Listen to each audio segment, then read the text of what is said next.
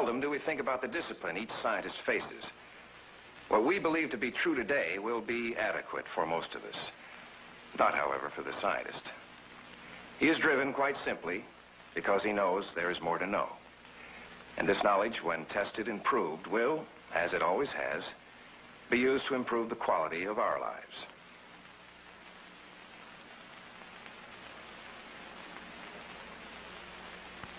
"400 years ago, the lords and ladies, their jesters, the knights, and the peasants believed the solar system looked like this. The Earth in the center, the sun out there, going around us." One of the men thinking about this was a Polish doctor, Nicholas Copernicus. He found an answer that his mind couldn't resist.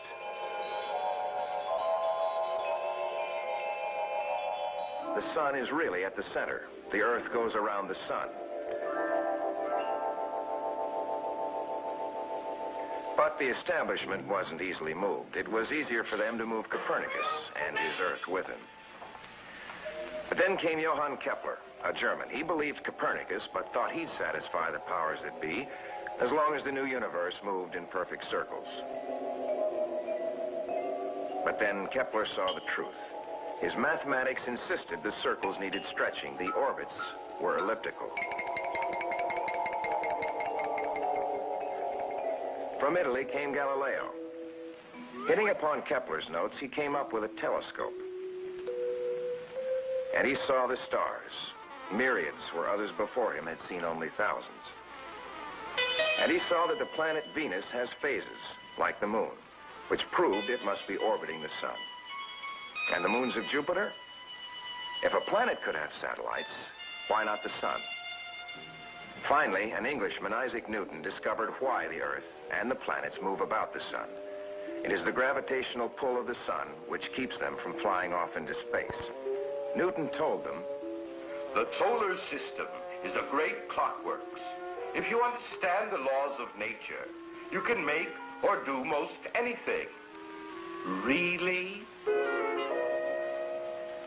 The human race saw, became a great learning machine, and made progress never before possible.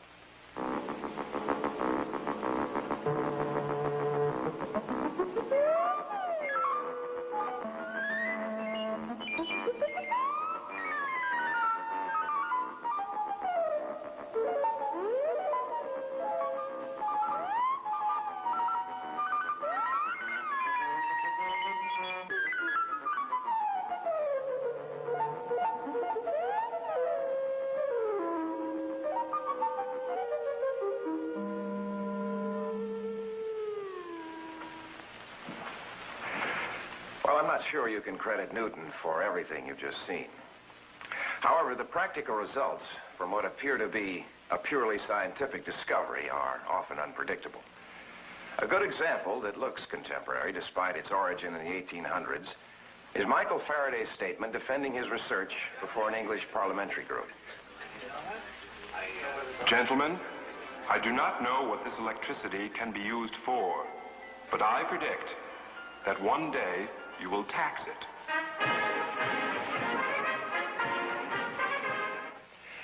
Give a man knowledge, then step back and see what happens to him. It seems to free him. And that's what's put us in space today. Until recently, almost everything we knew about space was learned through this tiny window, the visible light window. All the rest of the secrets of the universe were hidden behind windows of invisible radiations, low-frequency radio waves, infrared, ultraviolets, and others. Signals from the universe, energy that would unlock so many secrets, were blocked out by our own atmosphere. And a pretty good thing, too, since part of the radiation generated by this invisible energy is harmful to us. But as for seeing behind these windows, the Earth's atmosphere makes it impossible, even with the largest, most sensitive telescopes. There is one solution. Go higher and higher, taking our telescopes with us, beyond the atmosphere to outer space. Out here, what was invisible down below is still invisible to our eyes. But here we can measure it. And by measuring the radiation, infrared, ultraviolet, X-ray, gamma ray, cosmic ray, we can tell the distance of the stars, the energy they are pumping into space, how the atmosphere of other planets is different from our own, the temperature of gases in interstellar space, the strength of magnetic fields, the speed of particles in galaxies. The measurements become numbers, and the numbers are rained down on Earth. And out of the numbers grow pictures. The Earth and its sister planets, the ultraviolet sun, the X-ray sun, radio sounds from space, and the word that there are more than 100 billion stars out there besides the sun. And with each spacecraft, each measurement, we are bringing the universe into sharper and sharper focus, resolving it, seeing it grow brighter and ever clearer in our minds.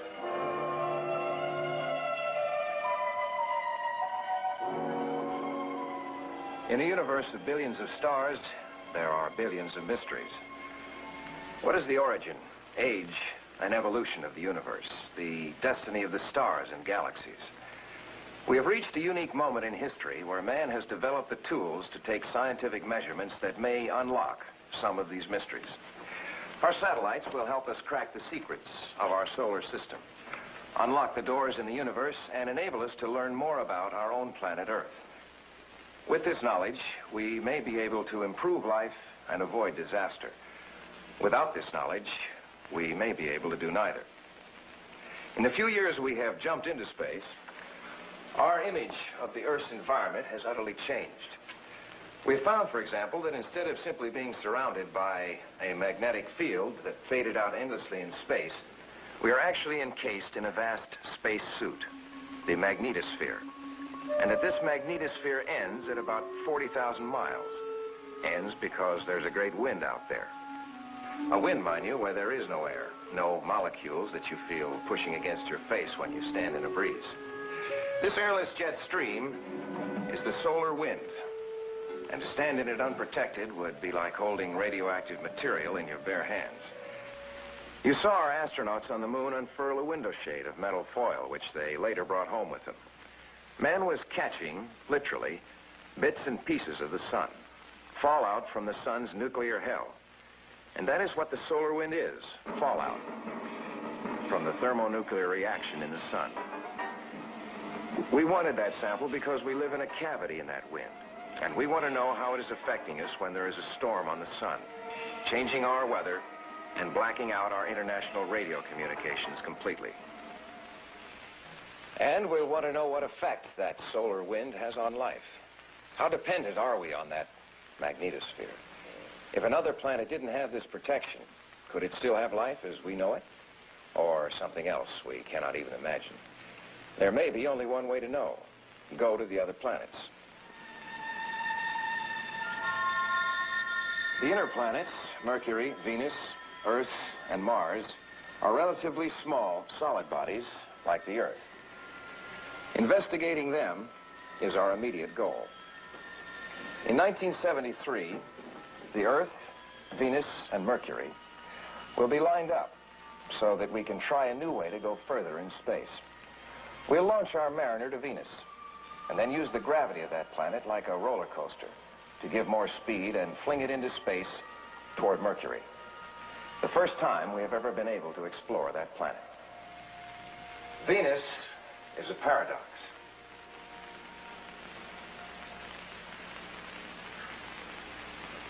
It rotates the wrong way, for example, the opposite of all the other planets. Or perhaps we are all out of step, except for our lady in space, Venus. Why? Well, we really don't know, but if we find out, it may tell us more about how the solar system was put in motion than all the other planets moving counterclockwise. Venus is the brightest planet, but no one has ever seen it. We have seen the thick reflecting clouds that hide it, but not the planet itself. These clouds heat the planet. Any water on the surface of Venus would immediately boil off into the heavy atmosphere, more like superheated steam than water. Why bother? To satisfy scientists' curiosity? No. No, to know our own atmosphere better, we have to know all atmospheres. We have to ask, how did the Venus atmosphere get that way? Is it possible we are headed that way? Are we mass-producing enough pollution, enough smog, that might trigger the change, upset the balance, change the beneficial effects of our atmosphere?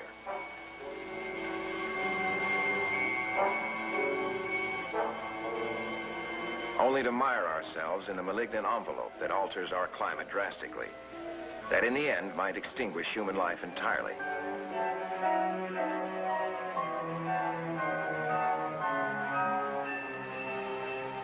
On the other hand, might it be possible for us to reverse conditions on Venus, perhaps with vegetation or chemicals, so that the oxygen locked in the carbon dioxide of the clouds is released, so that the planet cools, rain falls, and it becomes more like Earth?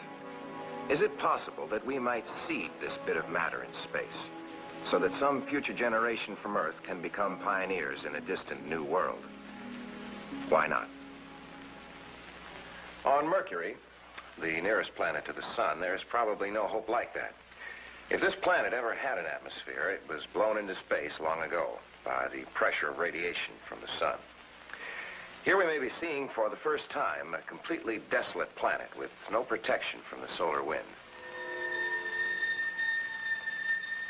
Looking at Mercury, we can ask, is this the way the Earth would be without a magnetosphere or an atmosphere? Lashed by the full force of the solar wind without hope of life. And what about Mars? Well, this is the planet where we hope to find life, or which will help us understand the life process. In 1965, Mariner 4 got our first close-up photographs of Mars. 4 years later, Mariner 6 and 7 returned for a more detailed look. They sent back fascinating pictures of the rugged surface and the polar ice caps.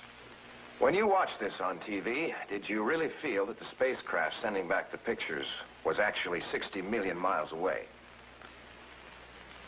Can you imagine 60 million miles? The next step will be to orbit Mars.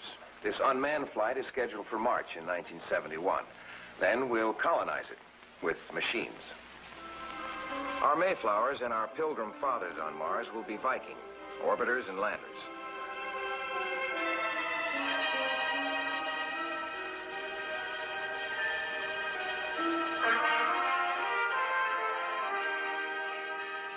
On the way down, the landers will measure the thin atmosphere.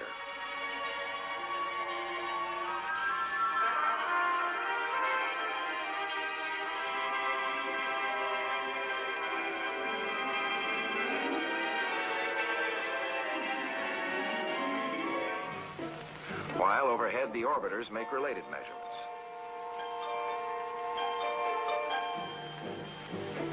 Then, for at least 90 days, our mechanical astronauts will take pictures, analyze the soil, sniff the strange air of Mars, feel for moisture.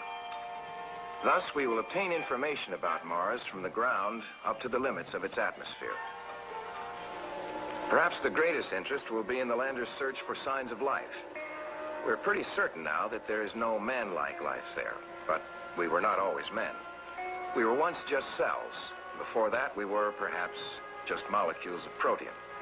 And we still want to know if there's that kind of life, or if sometime in the past, life did exist on Mars, and what could have happened to it. All of this will lead up to the ultimate exploration by man himself on Mars. The outer planets, on the other hand, are entirely different from the inner planets. On Jupiter, Saturn, Uranus, and Neptune, there may be no place to land, stand, or walk. They're all several times the size of Earth, but they may not have a solid surface to land on. About the fifth one, Pluto, we don't know enough to call it either solid or gaseous. Our spacecraft will leave the Earth for Jupiter in 1972. It will be a 400 million mile journey, and it will take almost 2 years. Jupiter is the largest of all planets, 11 times the diameter of Earth and over 300 times as massive, but a quarter of the density. We will want to know what causes the color changes in the bands of clouds. What causes the mysterious red spot that drifts around the planet? And we'll want to know if before the Earth became what it is, it was perhaps first like this. A mass of gas and dust and vapor. A condensing part of a nebula, out of which the sun was also forming.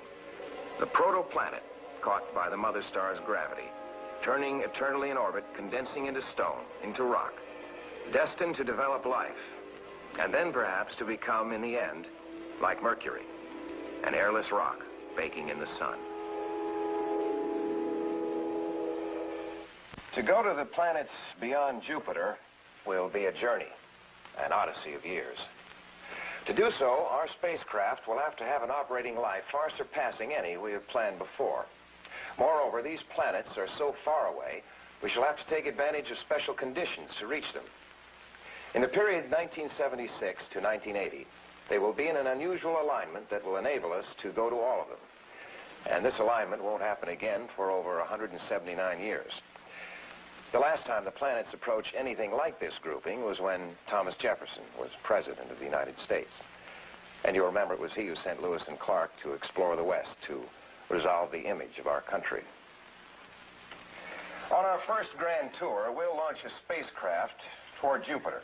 Then, using the roller coaster maneuver we tried out on the Venus-Mercury flight, we'll send the spacecraft to Saturn, use the roller coaster again, and the spacecraft will go on to find Pluto. It will be a 7-year voyage. In the second grand tour, the spacecraft will go to Jupiter as before. Then Uranus, on to Neptune, nearly 3 billion miles from Earth. After nearly 8 years, this spacecraft, which will be sending back its rain of data, will then escape the solar system and become the first object created by man to adventure into the galactic space of the Milky Way. A message to 100 billion stars that we are here, somewhere in the universe. How can we use the knowledge we will gain of the solar system for the betterment of our life on Earth? Our spacecraft are already being used to observe the Earth, to count the Earth's resources, provide better communications, better navigation, and to study the Earth's atmosphere. We live in this atmosphere. We breathe atmosphere. We see atmosphere. The sky is blue only because the atmosphere scatters the sun's light. It is here that the interaction between the sun and its solar wind and Earth, between oceans and land, between the Earth and its own atmosphere, is acted out. This is where the hurricanes, the typhoons, tornadoes, tidal waves move across the stage. It is in that thin layer that the very fabric of life is both nurtured and attacked by nature. Can we do something about weather? Has our study of other planetary atmospheres given us any clues to the weather here on Earth? We think so. And in the next few years, the world is going to see the largest, most widespread scientific experiments ever attempted. It will be known as the Global Atmospheric Research Program, GARP.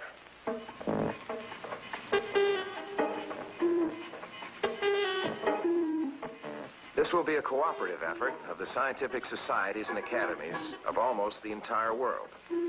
Everything that we know, everything that we can learn, will eventually be drawn together to create a model, a mathematical description of the atmosphere. When this is done, and with continuing observations, we hope to have the ability to forecast the weather accurately up to 2 weeks in advance. Think of the vacations saved, the picnic sandwiches, the rain check you wished you never got, the hairdo that was so special and had to look just right. More important, perhaps, than all the things you've just seen, we may be able to tell food producers everywhere in the world how much moisture they can expect, when to plant, how big their harvest is going to be, and where to distribute the food, where it is apt to be most needed.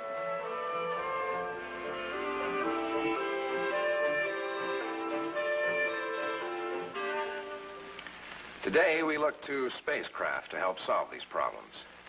In ancient times, man looked to the stars, and isn't that how astronomy began in the first place? We live under the influence of a star, our sun.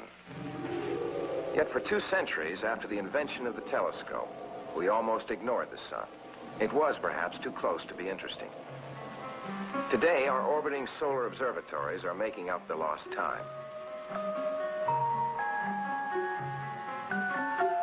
Soon, we plan to put a telescope into orbit around the Earth with its instruments pointed at the sun, and an astronaut to adjust it, recover the photographs from time to time. We will call this the Apollo Telescope Mount. The sun, as we now appreciate, is a most unique laboratory.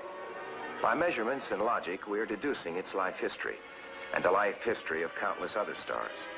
We believe that it was once a much larger, far cooler ball of glowing red gas. Cooler because the nuclear reactions that make stars hot were just beginning. Its own gravity pulled it inward, decreasing its size, increasing its heat, moving it into the main sequence of a star's life. It became the yellow-orange sun that rises in the morning over the life it has nurtured. As it grows older, it will probably grow hotter, larger again. Then, a great flash of light in the sky, a nova, it may collapse and pass its old age as a cool white dwarf, its story all but ended, perhaps. But from what we learn on the sun, we can instruct our other satellites what to measure among the other stars. Our orbiting astronomical observatories turning their eyes to see what is invisible from Earth. Or our radio astronomy explorers, spinning out arms longer than the Empire State Building is tall, reaching out for radio waves that come from stars, the planets, the Earth itself. They will find mysteries, some that we shall solve, some that will lead to other mysteries. For example, the Crab Nebula. Until a century ago, astronomers with simple telescopes saw this as a blur, then resolved its image further with modern telescopes, and now see in greater detail by space observations. In its center is a small blue star, a faint hot star, one whose history we believe is all but ended. Yet, from that point of light comes energy at a rate 50,000 times greater than the sun's. It is a pulsar, and it pumps an unbelievable burst of energy into the heavens 30 times every second. What does it mean to us? Well, if we can measure it, describe it mathematically, understand its laws, then perhaps someday we might be able to duplicate this newly discovered energy source, as we did with the nuclear reaction astronomers found on the sun, and perhaps even tax it. Who will we meet as we travel in and out of the byways and boulevards of space billions and trillions of miles in length and breadth?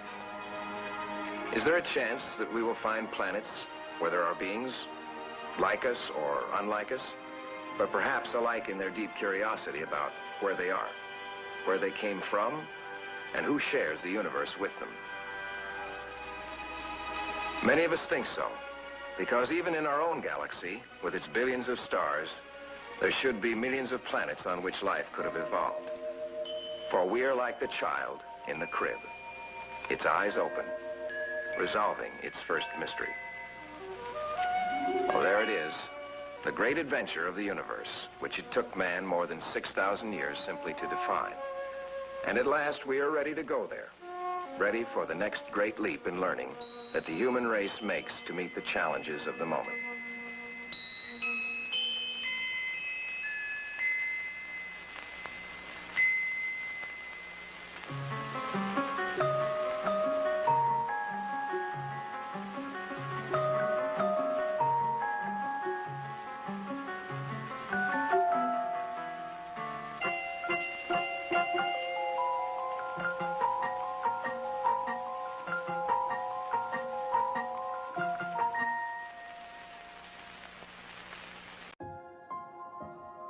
The human exploration of space is still in its infancy.